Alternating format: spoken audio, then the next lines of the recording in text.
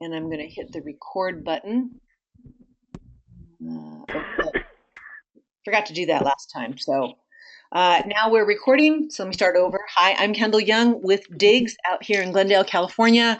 And this is the Workflow Workshop, a hopefully interactive class where I demonstrate how to basically use workflows, write a workflow, and then enact a workflow, and then answer your questions so that we can all turn on the light bulb and automate our business and get some control back so that we can get some of our life back.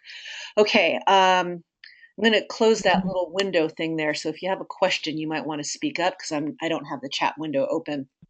All right, so I have clicked on this little button up here called Workflows.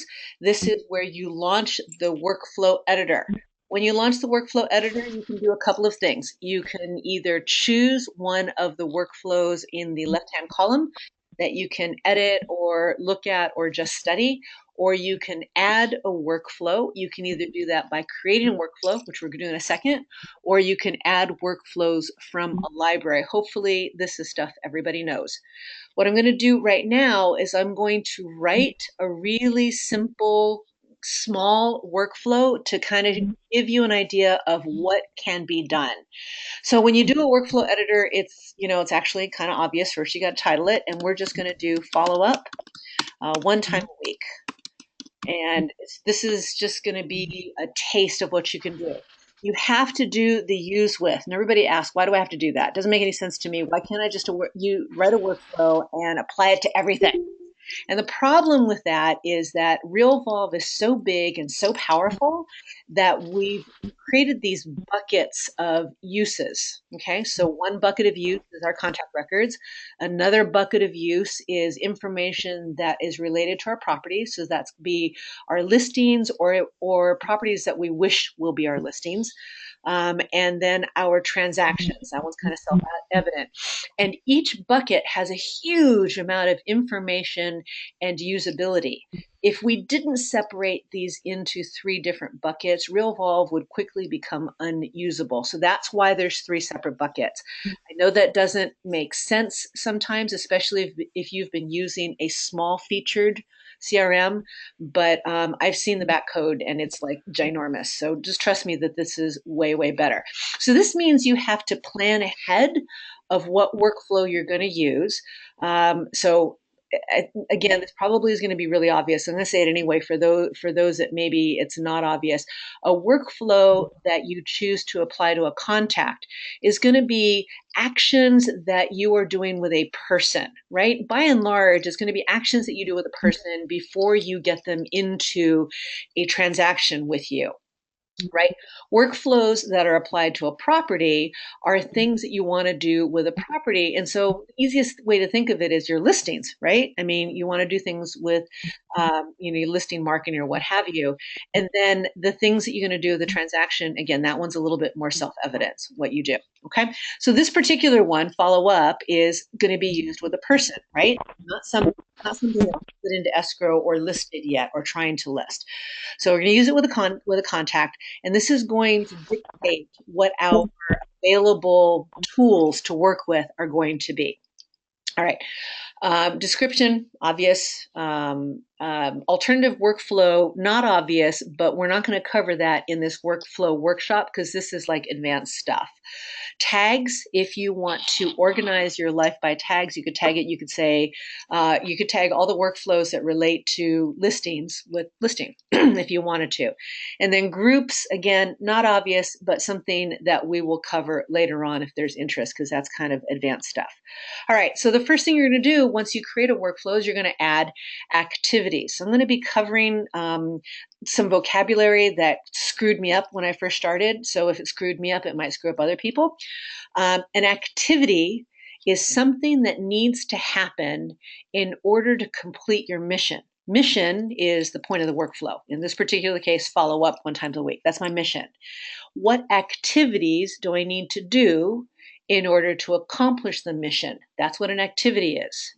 The thing that screwed me up is I didn't understand what is the difference between activity and action. All right. So an activity is what do I have to do in order to accomplish mission?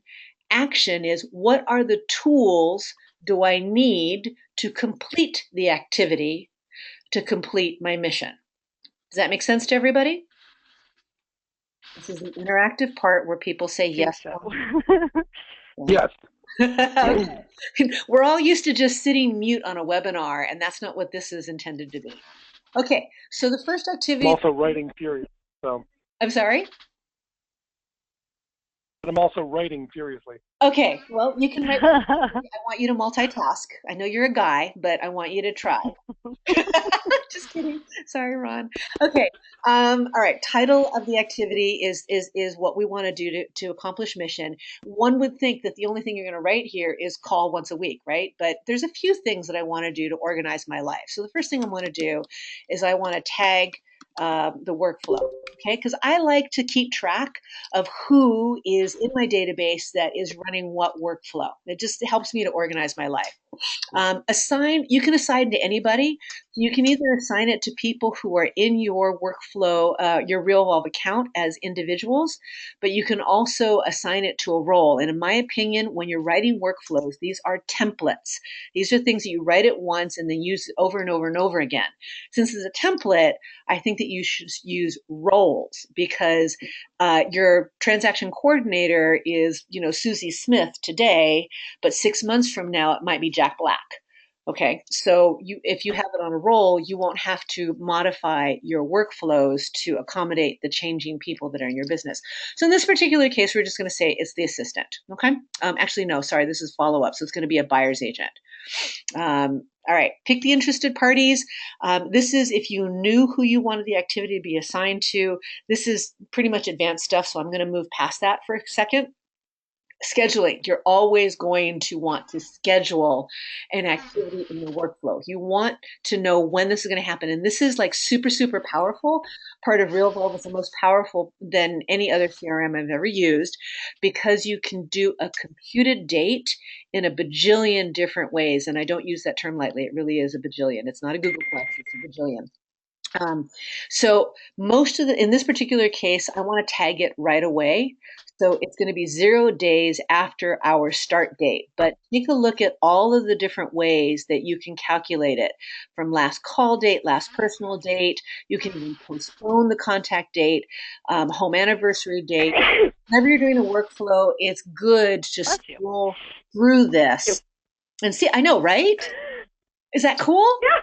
I know. Yeah. This is why I love this class. It's so cool. So start date, and then you can actually do it from different triggers. And there's nothing here with contacts that there isn't much going on here, but in properties and transactions, always look through this because the options are freaking amazing.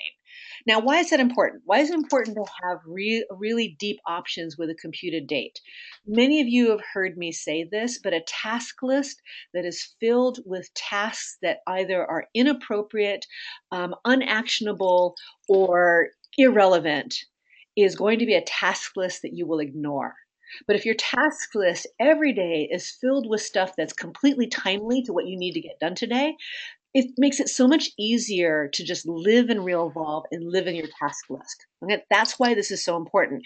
Now, you may not think it's that important because you're the business owner, you're the one who answers to the disgruntled client, and so you're always on top of it because you're freaky that way, right? But trust me, your employees will not be that freaky. And having these highly computed dates is the key to having your staff open, engaged, and ready to just jump in and get it done. Okay, so enough about my soapbox there.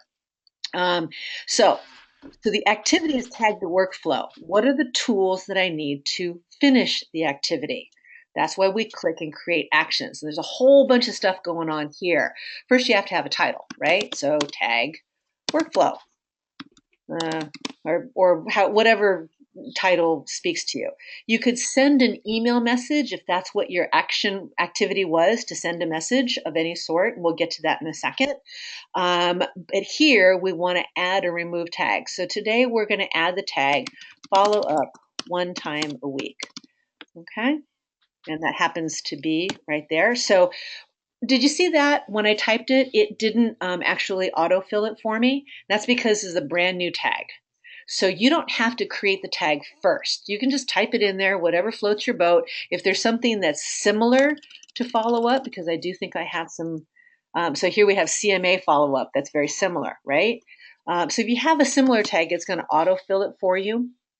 But if you don't, you're just going to keep typing and it's going to put it in there. And now this is going to be a tab. So hit tab. And now it's created that tag for us. Okay, we're not going to remove any tags because there's nothing to remove. And again, start a new workflow. That's advanced stuff. So we're going to not talk about that right here. So I'm going to hit save. And now we have an action to tag workflow. Okay, so now we add the activity and it is added there. So we continue doing this as to building the workflow. And we're going to talk a little bit about how to visualize this in just a second. So the next thing we want to do is we want to call. And we have to do an initial call, and I'll show you why. And we're going to send this, we're going to assign this to the buyer's agent. So what happened? We met somebody at open house and we want to follow up one time a week with this person that we met at open house. Interested parties, well, it's already applied to the client, so we don't need to do that. And we've already said we're going to do the buyer's agent, so there isn't anybody else that needs to be involved in this, right? And when? Well, we want them to call right away. As soon as we launch this workflow, we want them to call. So we're going to say from there, this is actually a call. So this drop down list here, this could be any number of things. If any of you are into getting things done, GBT with David Allen, this is how you group your activities by type. You can even set a reminder if that's what you want to do. You could be email or it could be pop-up. You could set when you want it to be frequency of action. A lot of things you can do. But this one's pretty simple. We just want to call. We want to call 0 days from the start date. There is no tools that we need. Well, actually, there is tools. Let me show you something. This is super slick. Okay, ready to have your minds blown here, people. We can actually put into a checklist a home mobile phone, because most people, that's what they're going to give you when they sign into open house. And then we can put in notes in this checklist. So contact notes. And then we're also going to put last call date. And this doesn't look like anything interesting, but when I show you what happens when I launch the workflow, your minds will be blown. I promise it. Okay, so we added that activity. Now, once we made the initial phone call, every call after that, we want to be 7 days from the initial phone call. That's why we have the initial. It's like your baseline, right? So I want to call one time a week. Call one time a week. This is the only action you thought we were going to do, call one time a week, right? So I'm going to assign that to the buyer's agent. And I'm going to do this, check this out. I'm going to do this 7 days after, check it out, the last call date. Now, why is that freaking cool? The reason that's cool is, let's just say that 7 days from your initial phone call is on Wednesday, and on Wednesday your world collapses. 2 of your escrows just go, they just go belly up, and you're just like hair on fire, trying to make sure that you don't have time to do your follow-up and prospecting phone calls, right? Because you didn't block your time and whatever. So you don't call on Wednesday, and in fact, it takes you 3 more days to stamp out those fires, and you don't do prospecting phone calls until Saturday morning. Okay? Saturday morning, you make your prospecting phone call and you check it off. Well, doggone it, you don't want Realvolve to give you another reminder in 4 more days because you just talked to the guy, right? You want Realvolve to give you a reminder 7 days from the last day you talked to them, whenever that last day was. Isn't that cool? Everybody say yes. Yes. Make me feel good. Yes. Yes. Okay. Kendyl, I have a question. I have an answer. Ask me. Kendyl? Yes. Okay. The last call date, is that a field that has to be updated manually, or does this workflow update that field? I will show it. It's manual, but I'll show you how easy it is. Okay? All right. And then the last thing that we're going to do is we have to decide what we're going to do. All right? Because in my world, if somebody isn't talking to me, if somebody's not viable, if somebody is radio silent, let's say, I lose interest, right? And remember, I want a task list that's relevant, that is timely, and is actionable. And if I've got a to-do list that's cluttered up with a bunch of people that I've decided I no longer want to work for or call, I'm going to get disinterested, right? So you can decide when you want to do this, but let's just say that is 6 weeks after the start date. Let's just say 6 weeks after the start date, I'm going to get a to do that says decide what to do. Are you going to put up or are you going to shut up, right? And that's an either or. What's going to happen? Are you going to, if continue, okay, what we're going to do is we're going to restart this same workflow. Follow up 1 time a week. Okay, so if you continue, we're going to start a new workflow and it's going to start all over again. Okay, so we hit save, that's one action. But if we decide that we don't want them anymore, no longer follow up, here's what we're going to do. We're going to remove the tag follow up 1 time, right? And it actually doesn't add the tag until follow up 1 time a week.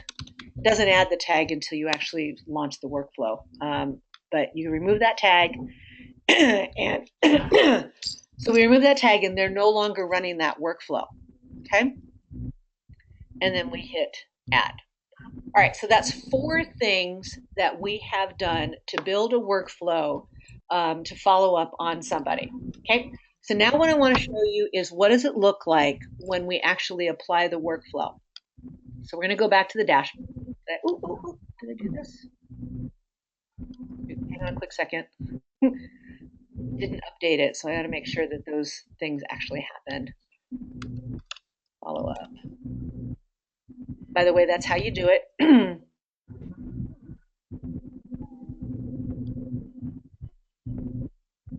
Okay, yeah, 4 actions, we're good. Yay! It actually saved. All right. So here's what we're going to do. We're going to take one of you, Ron. I guess it's going to be you.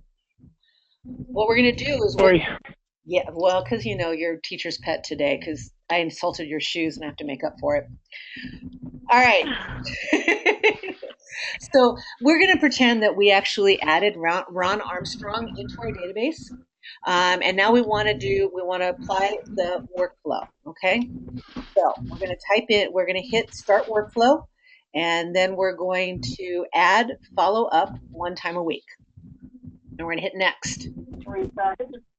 I am returning your call to Ron Armstrong. Hello?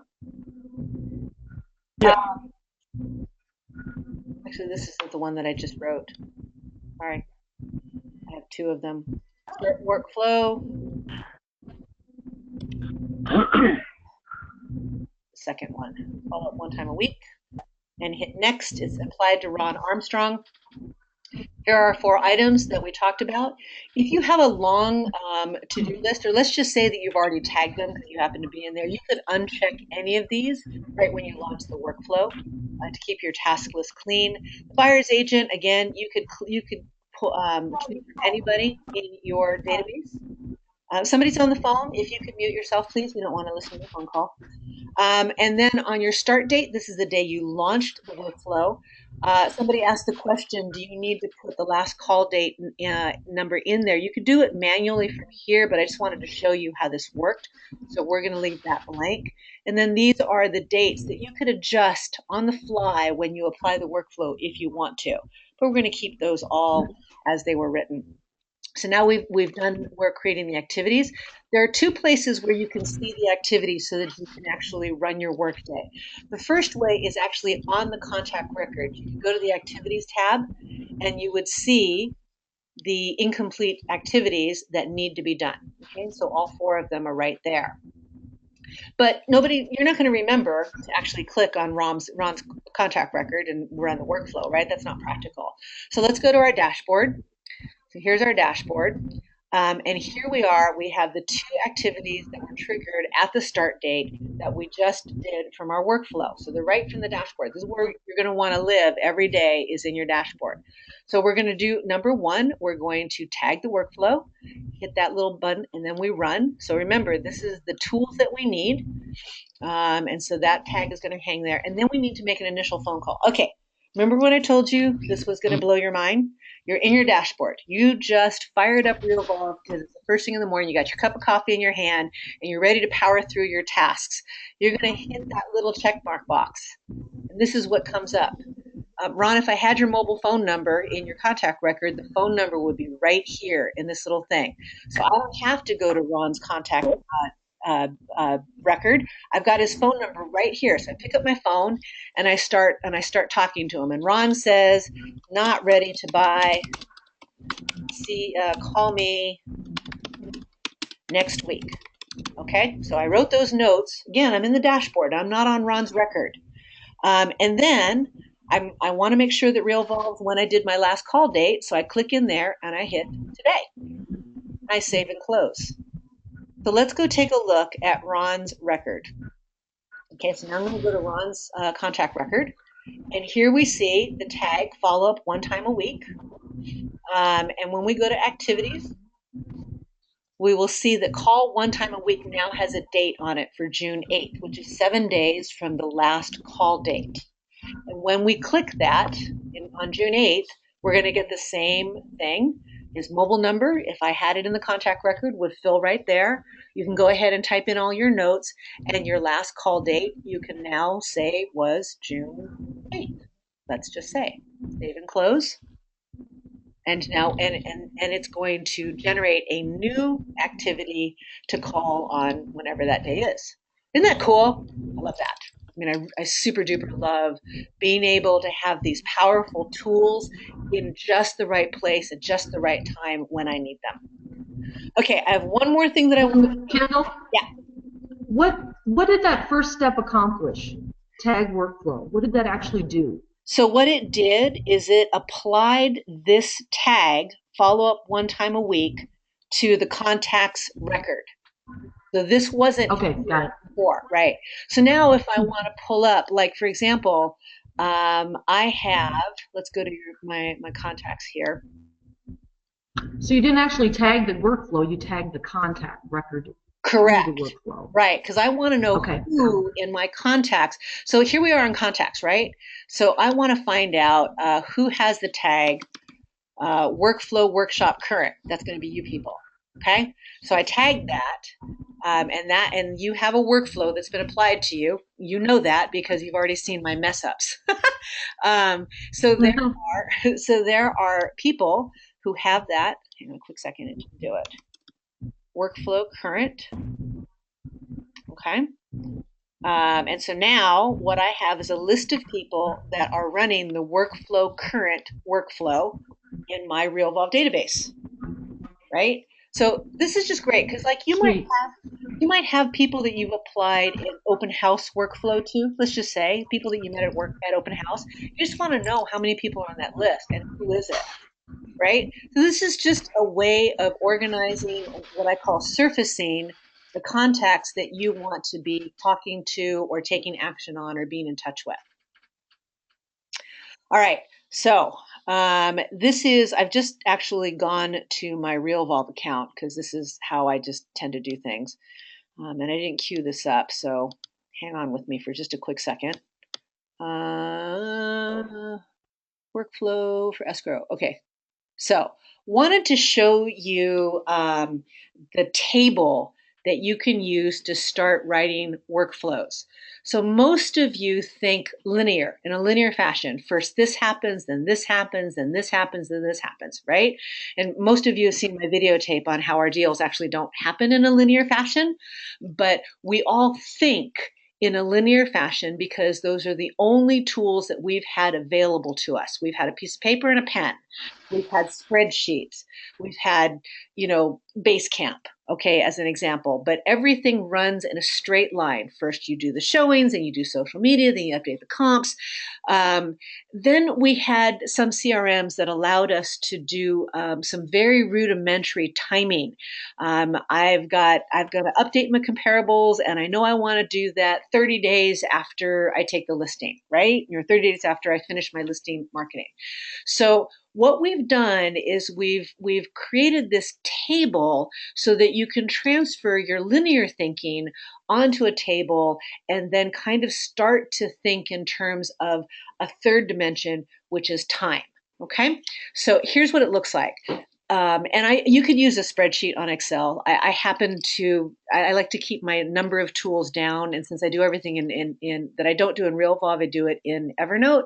I just used a table in Evernote, but you could use any kind of table producing software. Use Google Sheets if you like. The first one that you're looking at is the type. What is the type of activity to do? Email, call, whatever it is, appointment. What is the title? Okay, so that's your hit list, right? Everybody has this hit list, and in fact, most of you have just this column of what I need to do. Then the third column is who should be doing this. Think in terms of roles.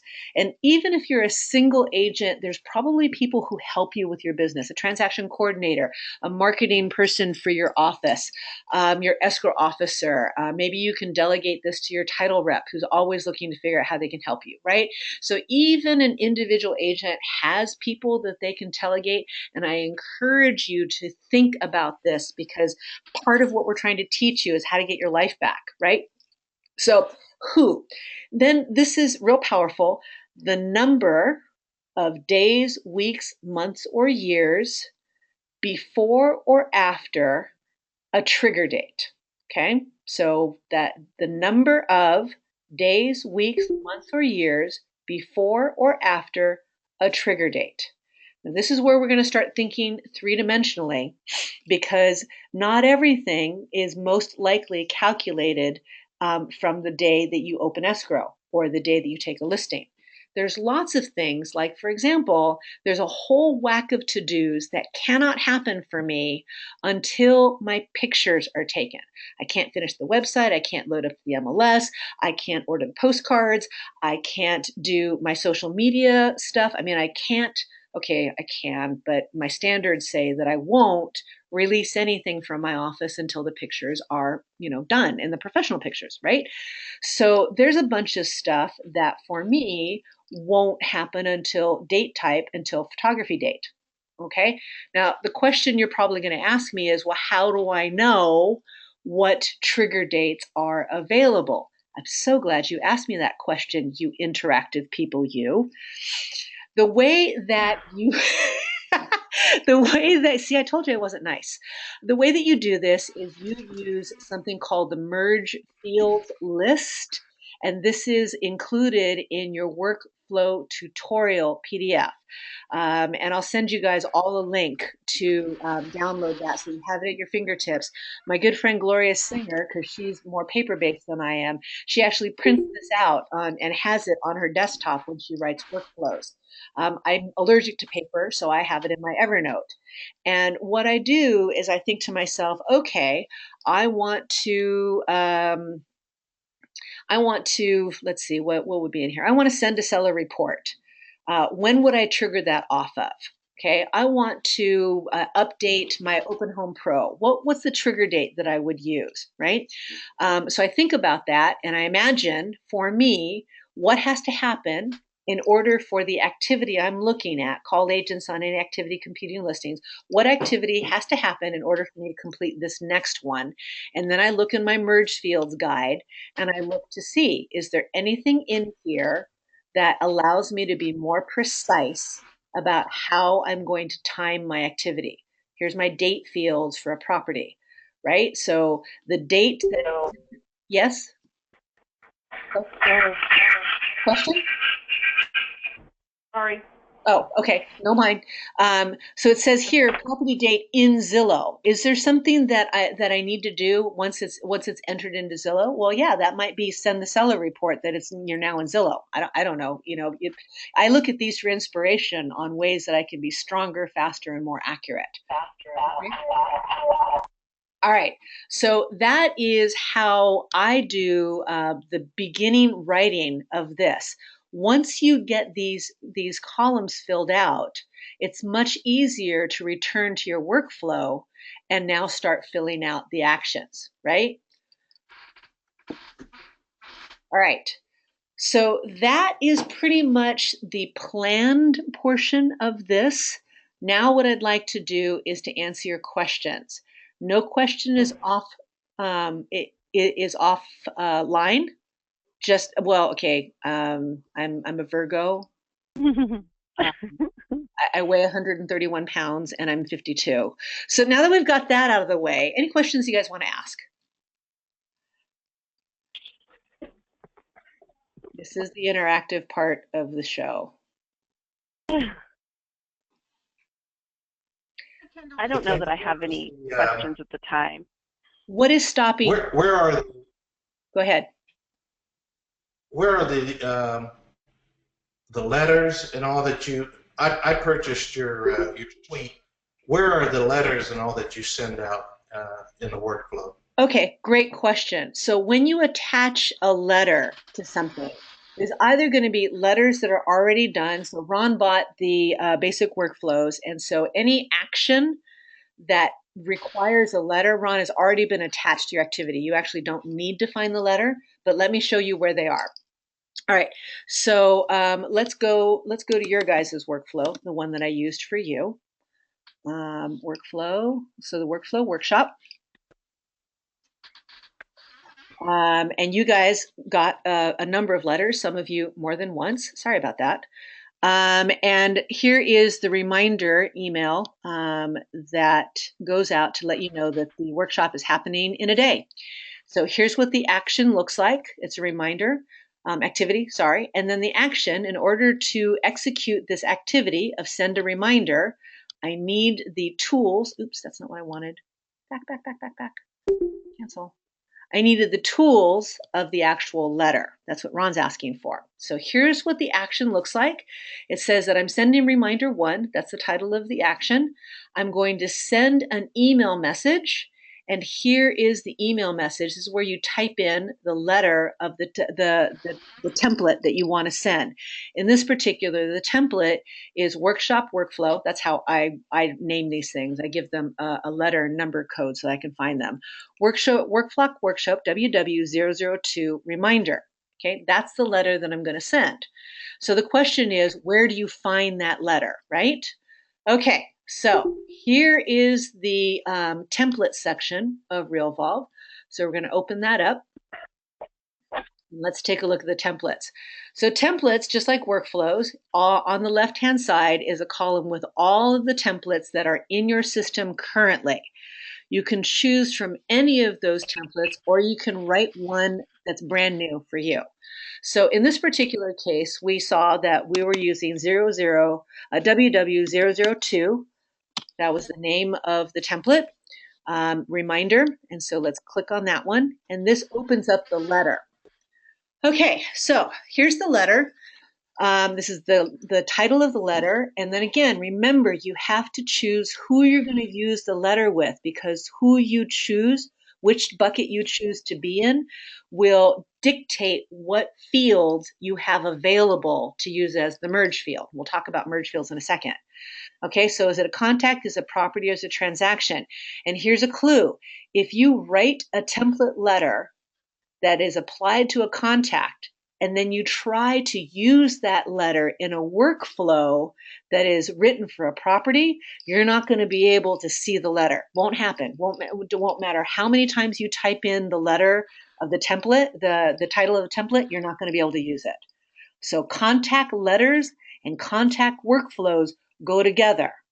Contact letters and property or transaction workflows, they do not go together. And there is no crossover. They're wholly contained silos of information. Okay, does that make sense to everybody? Say yes. Yes. Thank you. So, Yes. so here's, Yes. was there a question? No? Okay, great. So in this particular letter that you guys received, I used some merge fields in order to make this letter relevant no matter which group of people I am communicating with on the workflow workshop. So greeting is your name. If any of you are connected, like I had meant to connect Ron and his assistant, Ashley. And so if they were connected, it actually would read, Dear Ron and Ashley. Okay, so whoever the greeting is, if they're connected, it goes together. Don't forget our workflow workshop is next appointment date is my code for the workflow workshop date. So it would be there as well as the appointment time. So every time I do this workshop, the current workshop date and time fills in for me. I don't have to do it manually. Here are the meeting instructions. Insert meeting info here. This is a manual thing that I have to put in because there was no way to autofill that from GoToMeeting. And then my, please be respectful and be quiet and so on and so forth. And then my signature, which you guys saw that I have a signature with my actual written signature. That was just a PDF not a PDF, a JPEG that I inserted into my signature file. Okay, so all of these formatting things across the top here, any of you who have ever blogged, these tools should be really, really familiar. Any of you who use word processing software, these should be really, really familiar to you. You can insert things, you can hyperlink things, you can insert images, you can do tables, all of the stuff that you would normally see. Okay, so Ron, does that answer your question on templates? Actually, that was Neil you were talking to, but Ron Neil does have a question. Okay, great. All right. Well, two things. One, my eyes edit really, really well. Look at your PS. First of all, PS usually is capitalized. Secondly, guess is missing an S. Back on the left side, under your list of templates. Yes. Question: what is your nomenclature? A, C, B, B, B, E, B, L. Well, they are unique to me. You're organized. You're organized like I am, so I'm curious. No, the truth of the matter is I'm actually not organized, which is why I put so much effort into being organized. So the nomenclature, the nomenclature for me is I wanted to group my template letters by workflows. Yes. So the first two letters are AC is after close. Okay, so AC is after close. That's what it means to me. And then 001 is the first letter that I wrote for after close. It's actually not much more than that. And 002, same thing. I actually picked that nomenclature up after a videotape that I watched Mark Stepp do. And I decided that I had no idea how many templates I would wind up with, but I figured it was going to be a whole whack. So his way of organizing things made sense to me, so I just adopted it. So LE is escrow, LM is listing maintenance, LS is listing, I forget what LS is actually right now. And that's a challenge because it's just an initial, I might forget. Now, some of you might find that using tags is a better way of organizing your templates. So instead of organizing it with this nomenclature, maybe you'll just have, the title of the letter, and then you would pull them up by tags and say, I want to see all the letters that are tagged, listing or seller or, buyer care. Or listing preparation. Okay. Whatever it is that you want to do. But I like being able to, for example, if I type in WW, I'm going to get all of my letters that start with WW. And that just lets me see how many letters I have in that particular workflow. Mm-hmm. So okay. That's my way. I have to tell you, too, that I picked up a purchase package. My struggle at the moment is somebody shuffling paper, sorting out all the things that are in the workflows and templates in order to then copy over, rename for my own team so that I can then begin editing. Because there's so much already in there, and I knew better than to try to build something from the ground up. I've already learned more here than reading almost the entire manual. Wow. effectively. Well, Well, just because you're giving actual explanations. yeah, well, there's a big difference. I mean, Mark Stepp is freaking amazing. I call him the professor for a reason. Because when I listen to him talk, it is so densely packed with information. And I'm not a professor. I'm a working real estate agent, just like you guys. So I teach you from what drives me crazy and what stopped me and what didn't make sense to me, right? And I'm not a programmer, thank God. So okay, what else have we got? I have a question. Yes.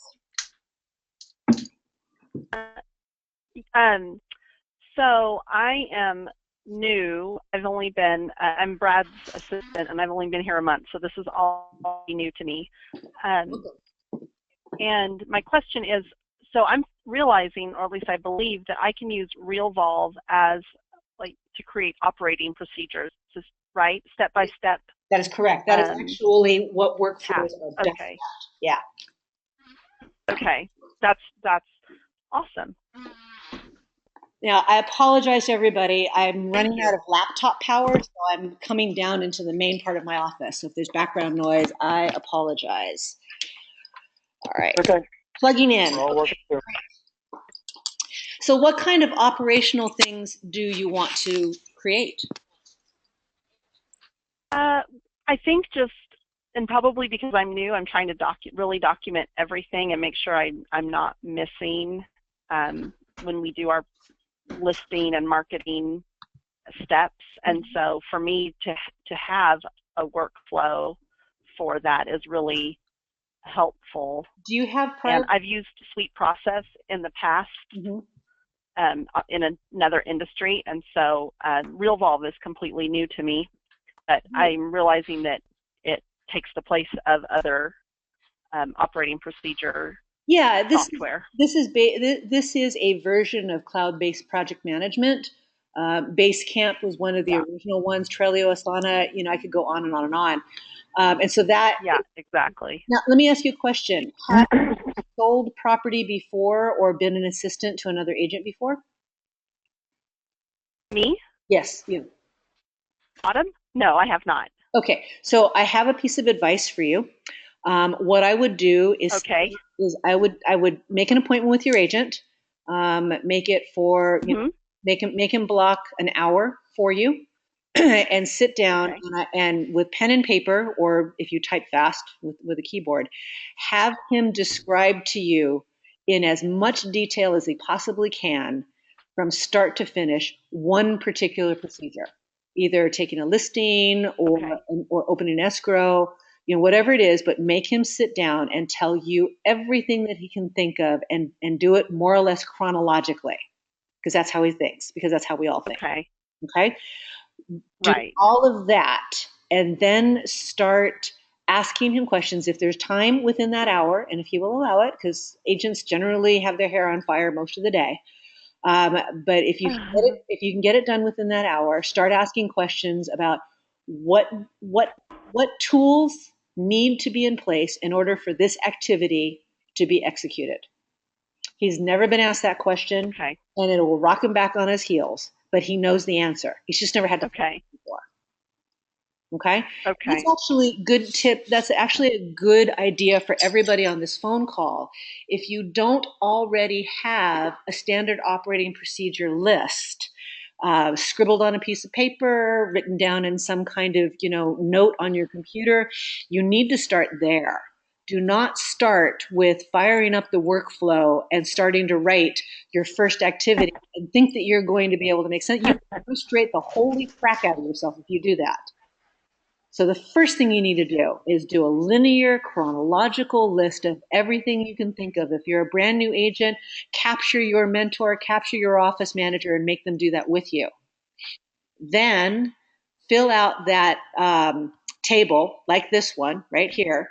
Fill out a table like this, because you're translating a linear two-dimensional list onto a table that will help you transfer it into a living three-dimensional list.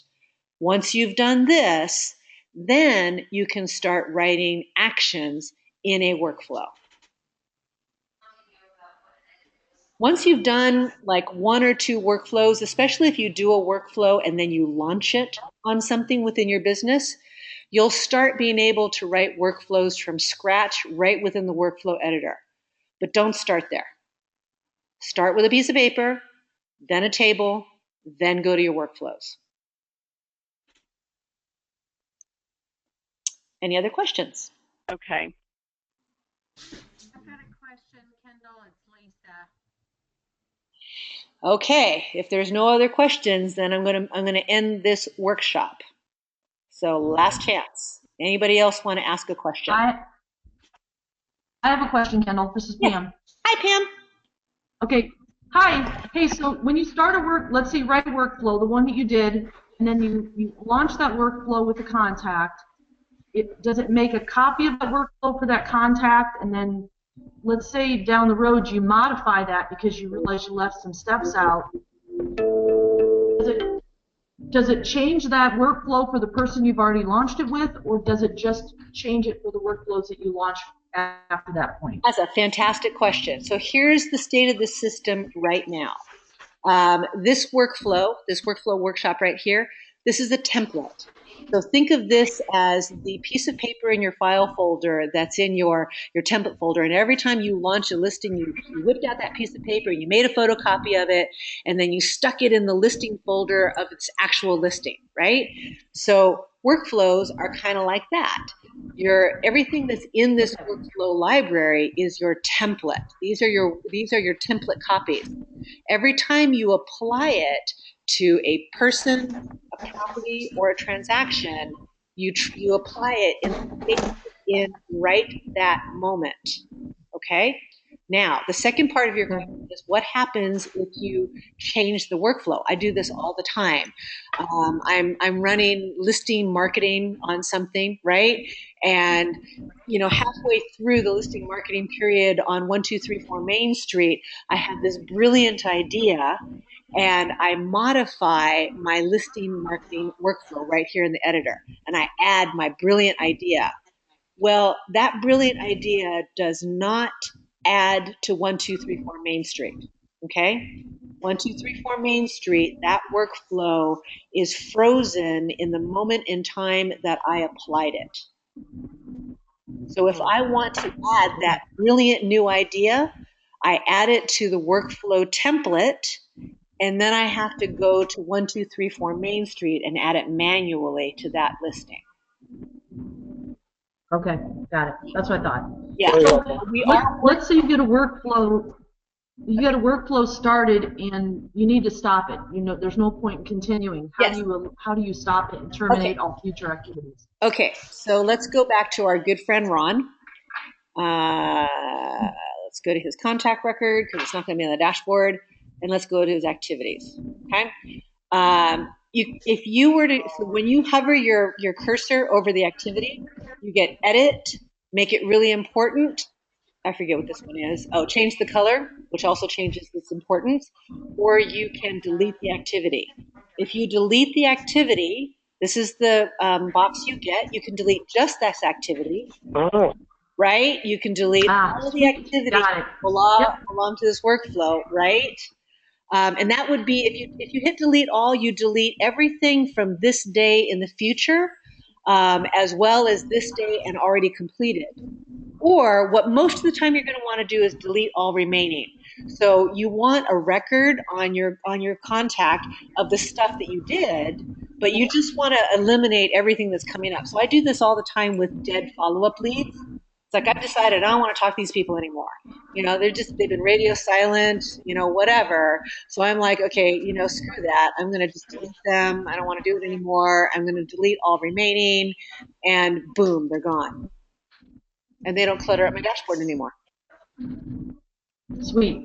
Yeah, great question. This is Neil Mason. Who was that? Hey, Kendall, this is Neil Mason. Hi, Neil. How are you doing? Where in your suite that I purchased is there a workflow for just prospecting? Well, when you say prospecting, what do you mean? you're at the coffee shop, you meet a person that's now starting to dabble in wanting to possibly sell his house. So I'm going to just start Okay. communicating with him. Okay, Neil. So I gave you a few different lead. I call them lead gen. So that's if you bought the Dig suite, it's Dig's dash lead gen. Those are the ones that I have for that. I gave you a bunch of them. However, in my opinion, and I've written elaborate, beautiful works of art when it comes to follow up on lead gen because I suck at it, and I thought, okay, well, I'm gonna come up with amazing, valuable deliverables like how to ask the best questions at open house and market. I've done a bajillion different things, and actually, the thing that works the best is deciding how often do you want to follow up and just a reminder to follow up and leaving it organic as to whether you want to shoot them a quick email, text, or just call them on the phone. And so for 90% of the follow up that we do here at Dig, we're either choosing are they hot? And we want to make sure that we want to call them or touch them one time a week, or are they lukewarm? And we're just going to follow up or touch up with them twice a month, okay, or every other week. And so that's what we do here at Digs. I do have a lead gen for internet lead. I have one for if they're a seller, and I have one for Zillow because those are slightly different than face-to-face leads, and they need a different type of follow-up. But for you meet them in a coffee, what I call head knocking, which is meet them in a coffee shop, they're in line behind you at the grocery store, or door knocking, or open house, or social networking, any kind of wet leads, wet meaning in person, face to face. I strongly believe that just choose. Are they hot or are they lukewarm? That's it. Okay. I'm not, and I think Kendyl, Lisa Harold's trying to ask a question, but she's not getting through. hang on a second. Lisa, unmuted. Okay. Is that you, Lisa? Okay, I can't hear you, so if you could type it in, I've got the chat box open now. And I don't know why we can't hear you. But just type it in, and I'll be happy to answer your question. Thanks for whoever pointed that out. You guys probably already know this about me, but I am not into mass-produced, impersonal drip emails. I have them because, like, for example, with the Zillow lead, they're a completely different thing, and they might not pick up the phone. In fact, they very often don't. And so for them, I do have drip emails. But in general, I'm really big on pick up the phone and talk to them. I mean, if they're not people who like to talk, then at least text them something that's uniquely relevant to them. And if they won't answer your text, then fine, send them an email, but don't send them an email that looks like it was written by a robot. Send them an email that says, hey, you know what? You pinged me on 1234 Main Street. That one's now in escrow, and just wanted to see if you were interested in looking at other houses. I mean, that's like uniquely relevant, and they're going to respond to that if they can respond to anything. Okay, Lisa says, brand new. Will my top producer contact types be transferred into the system? Yes. Top producer is a complicated one to do data migration. It's one of the reasons that I started the virtual assistant program that I have, where you can pay us a fee and we do all the data migration for you and get you all set up and train you and all that good stuff. If you want to have information on that, send me an email. But top producer, it's complicated enough that we actually have a specific video tutorial for just top producer data migration. But the answer is yes. Almost everything is going to transfer over. I forget there's a few weird, odd things that won't transfer over, and right now I can't remember what they are. But the important stuff does. So your tags, your letters, your notes, your contact information, all of that transfers over. You're interested in finding out how. Okay, quick commercial. I don't want to necessarily do commercial, but Lisa asked, so I'll go ahead and say it. Our VA program will do a number of things. We will data migrate all of your contacts from your current database into a second database, into Realvolve. We will, so that would, mapping it so that your tags are all done and that sort of stuff. We will do all of your settings for you. So your Google settings, your Evernote settings, your time, your text message, all that stuff. And we will apply a set of workflows. It comes pre-packed with the basic workflows, which is 7 workflows that take you from contact to contract. And then we will spend 1 hour of one-on-one virtual training with you and your staff. About 25 minutes of it is set training of how to do basic things like enter a contact, tag your people, apply a workflow, that kind of stuff. And then 35 minutes to answer your questions and help you customize the system for your particular way of working, right? And so that is a base price of $500. If you want to upgrade the workflows to the Digs suite, which is my preferred workflows, which is a good news, bad news thing. It's very, very thorough. There's a lot more in it than just the 7 basic workflows. The bad news is it's my working copy. It's what I use right here at Digs today. And so that means you have to go through every letter and every workflow and look at it and de-digify it, right? You're going to need to make sure that it reflects you, signed by you, the people that you use in your business, right? So there's a lot of work involved in making sure that the Dig suite is useful for your business. But there's a lot of stuff packed in there. And so if you want that, that's a $200 upgrade. So it's $500 for the basic workflows, $700 for the Digs suite, and my VAs that I've trained to do all of the groundwork for you. Okay? So that's my little. We got 5 more minutes. Any other questions? Oh, time frame to do it.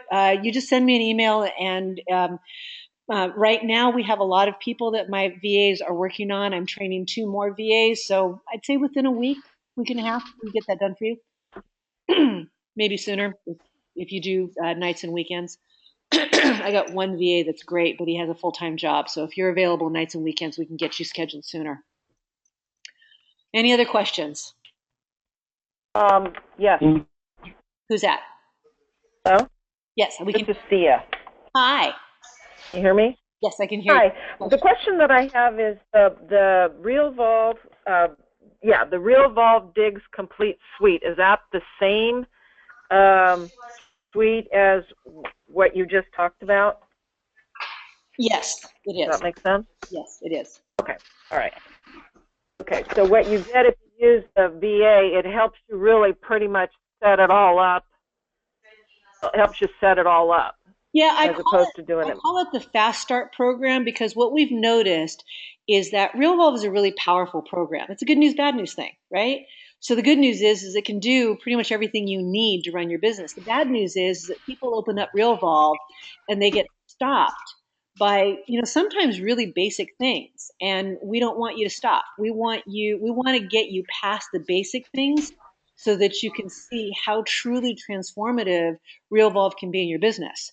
So our VAs are basically there to hold your hand and to get you through all of the I need this in order to use it today stuff that Realvolve has so that you can start playing with the wow, I never imagined this could be so cool stuff.